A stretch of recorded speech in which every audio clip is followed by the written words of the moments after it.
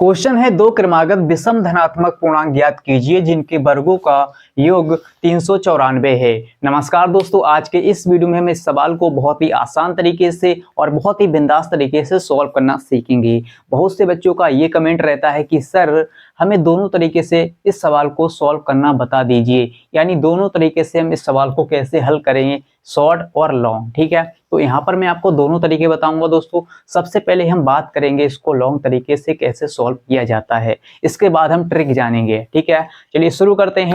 तो यहाँ पर दोस्तों कहा गया है कि दो क्रमागत विषम धनात्मक पूर्णांक ज्ञात कीजिए। दो का मतलब दो ही होगा ना सर, तो पहला क्या होगा x मान लेंगे, दूसरा क्या हो जाएगा x+2। x+2 क्यों होगा दोस्तों, यहाँ पर आप समझिए। देखिए, अगर दोस्तों मान लीजिए हमारा पहला क्रमागत विषम धनात्मक पूर्णांक आ गया 17। ठीक है, तो यहाँ पर विषम कहा गया है तो 17 के बाद दोस्तों क्या आएगा, 19 आएगा। ठीक है, एक छोड़कर, है ना, इसीलिए दोस्तों हम मानेंगे x+2। पहला मान लेंगे x, दूसरा हो जाएगा x+2, क्योंकि एक छोड़कर हमें ज्ञात करना है। अगर दोस्तों हम 17 के बाद 18 ले लेंगे तो ये क्या है, सम है और ये विषम है, लेकिन दोस्तों हमें ज्ञात करना है केवल विषम। ठीक है, केवल ये वाला ज्ञात करना है, विषम हमें ज्ञात करना है, वो भी धनात्मक यानी प्लस वाला होना चाहिए।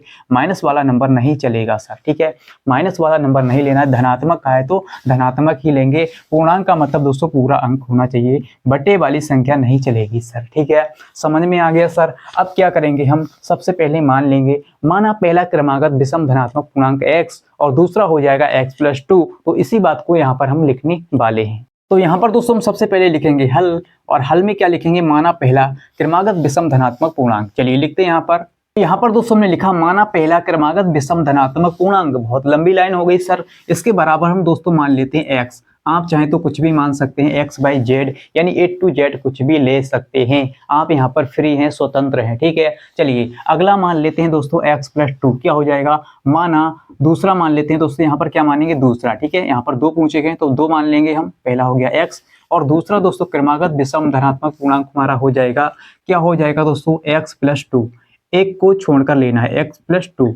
अगर दोस्तों यहाँ पर सम या विषम ना लगा हो तो आपको क्या करना है, दूसरा मानना है x+1। ठीक है, 1 मानना है, और सम और विषम लगा हो तो आपको दूसरा मानना है x+2, क्योंकि एक को छोड़कर हमें लेना है सर। तो अब क्या करेंगे दोस्तों, यहाँ पर इसको करेंगे सॉल्व, यानी यहाँ पर लिखेंगे प्रश्नानुसार। ठीक है, प्रश्न के अनुसार चलेंगे। अभी दोस्तों हमने केवल यहाँ पर माना है। ठीक है, तो यहाँ पर हमने लिखा दोस्तों प्रश्नानुसार। प्रश्नानुसार क्या कह रहा है, दो क्रमागत विषम धनात्मक पूर्णांक ज्ञात कीजिए जिनके वर्गों का मतलब दोस्तों स्क्वायर। ठीक है, वर्गों का योग यानी जोड़ का कितना है, 394 इसके बराबर। तो आप क्या करेंगे सर, हमने माना क्या है, सबसे पहला क्रमागत धनात्मक पूर्णांक है x, तो इसका दोस्तों क्या करेंगे, वर्ग करेंगे, क्योंकि कह रहा है वर्गों। ठीक है, तो इसका वर्ग करेंगे। इसके बाद x+2, दूसरा क्या है x+2, तो x+2 और इसका भी वर्ग कर देना है, आपको स्क्वायर कर देना है, कर लेंगे ना सर। अब कह रहा है कि का योग यानी जोड़। ठीक है, बीच में क्या करना है, योग कर देना है, और बराबर में दोस्तों हमें रखना क्या है, 394 सर, 394 है ना। अब क्या करेंगे हम, यहाँ पर देखिए इसको आगे सोल्व करेंगे। यहाँ पर हो जाएगा x² है ना, x² प्लस। अब दोस्तों आपको क्या करना है, a+b का होल स्क्वायर का सूत्र बन गया है, इसको क्या करेंगे, खोलेंगे। आपने पढ़ा होगा a+b का होल स्क्वायर बराबर होता है a² यानी कि x का स्क्वायर प्लस b² यानी कि 2 का स्क्वायर प्लस 2ab। तो यहाँ पर x का स्क्वायर सबसे पहले, फिर b का स्क्वायर मतलब 2 का स्क्वायर, तो 2 का स्क्वायर करेंगे 4 हो जाएगा, तो 4 लिखा यहाँ पर। इसके बाद 2ab, तो प्लस में होता है 2ab यानी 2ab का मतलब दोस्तों a क्या है, x है ना, तो x लिखेंगे। b का मतलब दोस्तों है कि 2, तो इसका गुणा हम 2 से कर लेंगे। ठीक है, समझ में आ गया। और बराबर में दोस्तों हमारा कितना हो जाएगा, 394, यहाँ पर लिखेंगे 394। ठीक है, अब क्या करेंगे, इसको आगे सॉल्व करते हैं। यहाँ पर x² और ये x² मिलकर हो जाएगा 2x²। ठीक है, तो आपस में जुड़ जाएंगे क्योंकि प्लस प्लस वाले हैं, तो इसके आगे एक, इसके आगे एक ही मिलकर 2, और x² तो x², तो यहाँ पर हो जाएगा 2x²। आपको दिख रहा होगा, प्लस में दोस्तों क्या है, देखिए 4 है ना, 4 है तो 4 लिख लेते हैं। इसके बाद प्लस में दोस्तों क्या है, 2x और गुणा में क्या है 2, यानी 2 की गुणा 2 से करेंगे 4 हो जाएगा, प्लस में 4x। ठीक है, आप चाहते तो इसको डायरेक्ट भी लिख सकते थे, यहाँ पर 394। अब क्या करेंगे दोस्तों, हम इस 394 को इधर लाएंगे उठा के, तो दोस्तों यहाँ पर देखिए क्या है, 2x² हमारा पहले से है। ठीक है, अब क्या करेंगे, 4 को लिखेंगे प्लस में हमारा है 4x। और दोस्तों इस माइनस को, यानी ये प्लस वाला 394 है, इधर आएगा तो माइनस में हो जाएगा 394। तो आप ध्यान से यहाँ पर समझेंगे, 394 हो गया माइनस का, बराबर में दोस्तों कुछ भी नहीं है तो जीरो यहाँ पर लिख लेंगे। ठीक है, अब क्या करेंगे सर, यहाँ पर देखिए, यहाँ पर दोस्तों आपको इतना तो ऐसा लिखना ही है 2x²। ठीक है, और दोस्तों ये प्लस का है 4 और ये माइनस का है 394। तो माइनस की संख्या बड़ी है, इसलिए दोस्तों इसमें से हम 4 घटा देंगे प्लस वाली, तो यहाँ पर हो जाएगा 390। ठीक है, 4 घट जाएगा, 4 ये वाला घट गया, तो यहाँ पर बचेगा 390, वो भी माइनस का। तो यहाँ पर लिखेंगे दोस्तों, सबसे पहले इसको लिख लेते हैं 4x, प्लस में 4x और ये माइनस में 390। ठीक है, माइनस में 390 हमने लास्ट में लिख लिया, क्योंकि दोस्तों जो हमारे x वाले हैं ये पास पास हो गए और ये संख्या एक पास यानी अलग हो गई। ठीक है, और बराबर में 0। इसके बाद दोस्तों क्या करेंगे, इसको यहाँ पर सॉल्व कर लेते हैं। देखिए यहाँ पर कितना हो जाएगा सर, यहाँ पर हम क्या करेंगे दोस्तों, इसमें से 2 कॉमन लेंगे, क्योंकि यहाँ भी 2 कॉमन हो जाएगा, यहाँ भी 2 कॉमन हो जाएगा, यहाँ भी 2 कॉमन हो जाएगा। ठीक है, चलिए यहाँ पर दोस्तों 2 कॉमन लेते हैं सबसे पहले हम। तो यहाँ पर 2 कॉमन लेंगे तो अंदर क्या बचेगा सर, ब्रैकेट के अंदर बचेगा x, है ना, x²। तो यहाँ पर लिखेंगे x² और प्लस में दोस्तों बचेगा, देखिए यहाँ पर 2 कॉमन हो जाएगा तो बचेगा हमारा 2x। ठीक है, तो यहाँ पर प्लस में बचेगा दोस्तों 2x, है ना। इसके बाद माइनस में कितना बचेगा, देखिए माइनस में दोस्तों हमारा बचेगा, जब 2 कॉमन ले रहे हैं तो 2 एकम 2, यानी 390 का आप आधा कर दीजिए। ठीक है, तो 390 का हम आधा करेंगे तो 2 एकम 2। ठीक है, 2 एकम 2, यहाँ पर 1 बचा तो 2 नेम 18, 2 नेम 18 और यहाँ पर 1 बचा, 2 पंजे 10, यानी कि 195 और ब्रैकेट बंद करेंगे, बराबर में कुछ नहीं तो 0। ठीक है, इतना कर लेंगे सर आप। तो हाँ सर बोलिए, आपको समझ में आ रहा है? अगर आपको समझ में आ रहा है तो इस वीडियो को लाइक शेयर करते रहिए। और हाँ दोस्तों, ध्यान से पढ़िए, मन लगाकर पढ़िए, क्योंकि आपके माता पिता आपको पढ़ा रहे हैं। ठीक है, तो उनका भी कोई सपना है कि हमारा बेटा या बेटी लाइफ में बहुत कुछ ऊंचा करने वाले हैं, तो उनके सपने को नीचा मत होने दीजिए। ठीक है, चलिए ध्यान लगा के पढ़िए। अब हम क्या करेंगे, यहाँ पर इस 2 को इस तरफ भेजेंगे, तो दोस्तों ये गुणा वाली संख्या है, इसके बटे में जाएगी 0 के, तो सब कुछ 0 हो जाएगा। ठीक है, तो यहाँ पर बचेगा हमारा दोस्तों कितना, x² और प्लस में बचेगा 2x और माइनस में दोस्तों हमारा बचेगा 195 और बराबर में 0। अब यहाँ पर आप क्या करेंगे, यहाँ पर आपको क्या करना है दोस्तों, गुणनखंड करना है। ठीक है, इसके खंड खंड कर देना है, यानी ऐसी 2 संख्या हमें खोजनी है। तो दोस्तों आपने गुणनखंड तो पढ़े होंगे, यानी किए होंगे कि कैसे करते हैं। देखिए सबसे पहले आपको देखना है कि x² के गुणा में कौन सी संख्या है। तो x² के गुणा में दोस्तों कुछ नहीं तो 1 होगा। इस 1 की गुणा आप क्या करेंगे, अंतिम वाली संख्या से करेंगे, यानी 195 से करनी है। तो कितना आएगा दोस्तों, 195 ही रहेगा। ठीक है, 195 ही रहेगा जब 1 की गुणा करेंगे 195 से। अब क्या करेंगे, इसके अभाज्य गुणनखंड करेंगे।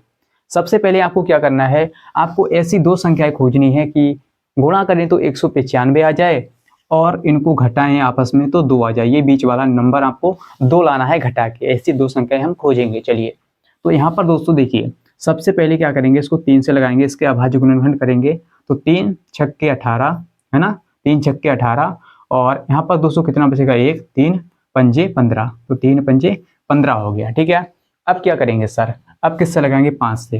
तो 5 से लगाते हैं, 5 एकम 5 और यहाँ पर 1 बचेगा, 5 3 15, यानी कि लास्ट में 13 आ गया।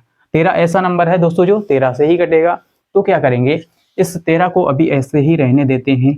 अगर दोस्तों अगर हम संख्याएं देखें ढूंढें तो कैसे ढूंढेंगे, देखिए आपको क्या करना है, आपको थोड़ा सा दिमाग लगाना है सर। देखिए अगर हम 5 की गुणा 3 से कर दें, 5 3 होता है 15, है ना, तो 15 हो गया और एक संख्या क्या है हमारी, 13 है। अगर दोस्तों हम 13 को घटाएं 15 में से तो कितना बचेगा, 2। ठीक है, तो घटाने पर हमें 2 लाना है और गुणा करें तो सर 15 और 13 की गुणा करें तो हमें 195 लाना है। तो 15 3 होता है 45 और हासिल दोस्तों कितना आ जाएगा, हासिल हमारा 4। ठीक है, 15 एकम 15 4 19, यानी 195 हमारा आ रहा है गुणा करने पर और घटाने पर 2 आ रहा है। तो हमें संख्याएं सर मिल गई, आपको ऐसे ही खोजनी है यहाँ से। ठीक है, चलिए अब क्या करेंगे, यहाँ पर गुणनखंड करते हैं।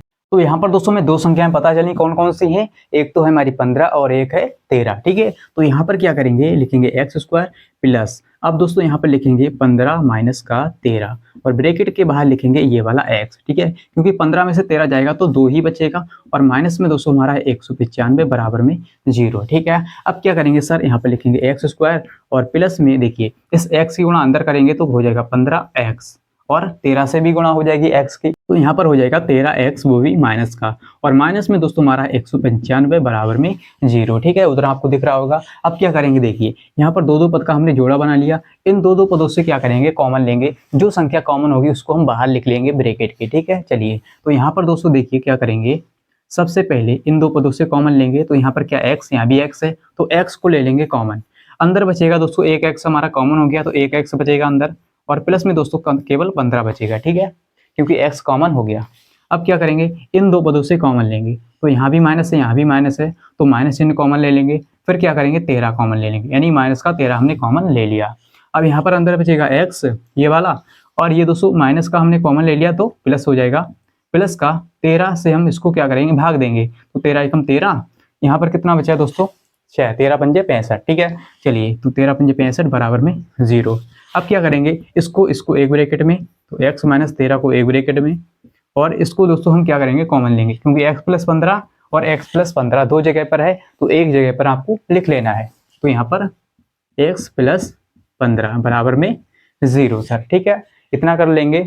तो अब क्या करेंगे दोस्तों, एक बार इसके बराबर 0 और एक बार इसके बराबर हम 0 रखेंगे, तो यहाँ पर x माइनस 13 बराबर जब दोस्तों हम 0 करेंगे तो x बराबर हो जाएगा प्लस का 13। ठीक है, x बराबर प्लस का 13 आ गया, ये माइनस का चिन्ह इधर जाएगा तो प्लस का 13 हो गया। अब एक बार क्या करेंगे, x प्लस 15 बराबर 0 रखेंगे, x प्लस 15 बराबर 0, तो यहाँ पर दोस्तों क्या हो जाएगा, x बराबर माइनस का 15। ठीक है, x बराबर माइनस का 15 आपको दिख रहा होगा यहाँ पर सर।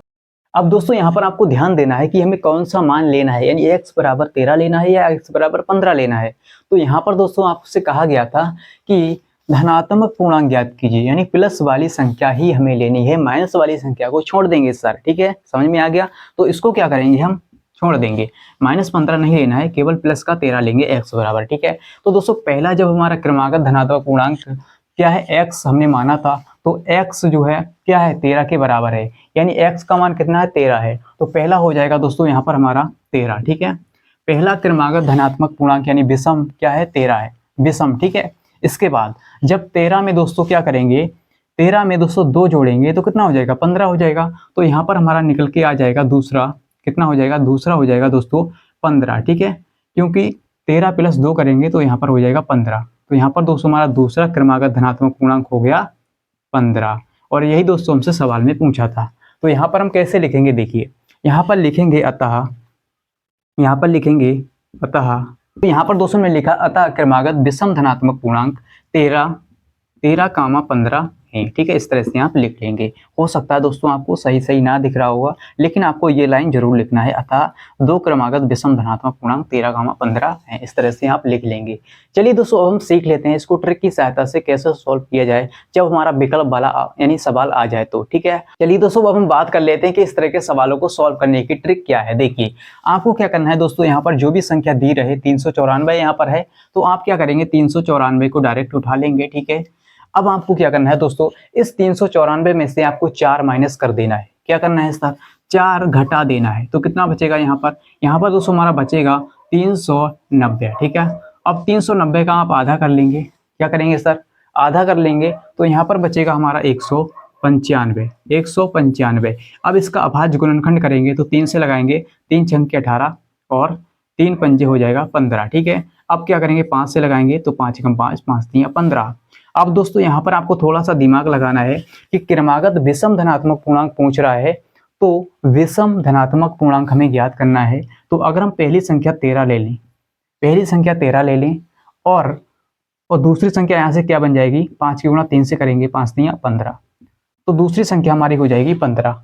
ठीक है, तो आपको देखना है कि क्या ये विषम धनात्मक पूर्णांक है या नहीं है, है ना। तो ये क्रमागत हैं, देखिए क्रमागत यानी क्रम से आने वाले तो विषम धनात्मक पूर्णांक दोस्तों हमारे निकल के आ गए। ठीक है, पहला है 13, दूसरा है 15। आपको इस तरह से देख लेना है। ठीक है, ना तो बटे वाली संख्या चलेगी ना माइनस वाली संख्या चलेगी, केवल आपको धनात्मक पूर्णांक ही लेना है, वो भी विषम। अगर दोस्तों यहाँ पर सम होता तब भी दोस्तों हम इसको इसी तरह से करते। ठीक है, तो आप इस तरह से पता लगा सकते हैं, इसका अभाज्य गुणनखंड करके संख्याएं पता लगा सकते हैं। इससे भी शॉर्ट तरीके से आप इसको सॉल्व कर सकते हैं। यहाँ पर मैंने थोड़ा सा आपको विस्तार से समझा दिया है। ठीक है, तो आई होप कि दोस्तों आपको समझ में आ गया होगा कि इस तरह के सवालों को कैसे सॉल्व करना है।